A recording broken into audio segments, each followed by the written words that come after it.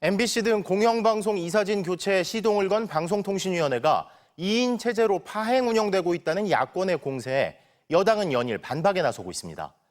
오늘은 헌법재판소 결정을 근거로 2인 체제에 문제가 없다고 주장했는데 이 주장에는 어떤 문제가 있는지 이용주 기자가 사실관계를 따져봤습니다.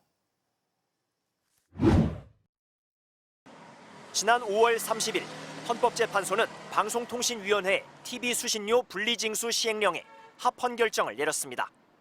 방통위의 시행령 의결 당시 제적위원 3명 중 2명이 찬성해 절차적 문제도 없다고 봤습니다. 오늘 국민의힘 미디어특위는 이 결정문을 들고 나와 현 방통위 2인 체제의 의결이 모두 합법이라고 주장했습니다. 현재 방통위원회에 이름을 올린 위원은 2인입니다.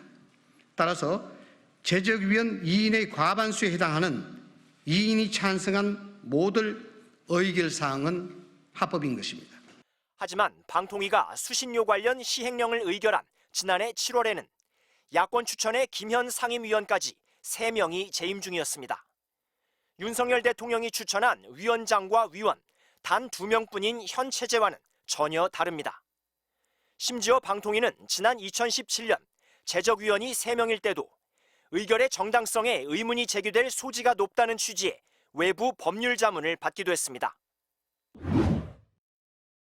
국민의힘은 방통위법 개정안을 발의한 민주당 역시 2인 체제의 합법성을 인정했다고 오늘도 주장했습니다.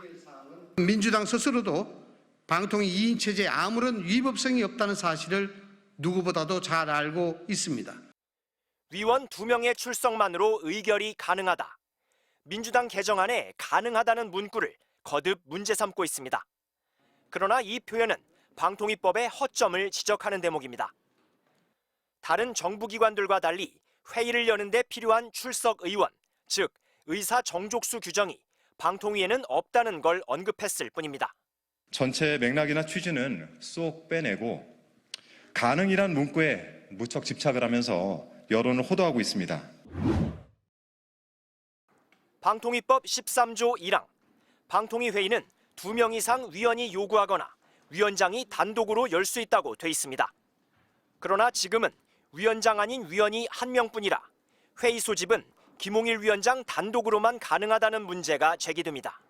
독임제 장관에 의해서 일방적으로 운영하지 말라. 그게 기본적으로 담겨 있는 것이고 일방적으로 가지 못하게 만들어 놓은 거예요. 최근 법원도 YTN 민영화 관련 재판에서 방통위 회의를 여는 데 필요한 최소 위원을 3명으로 볼 여지가 있다고 밝혔습니다. MBC 뉴스 이용주입니다.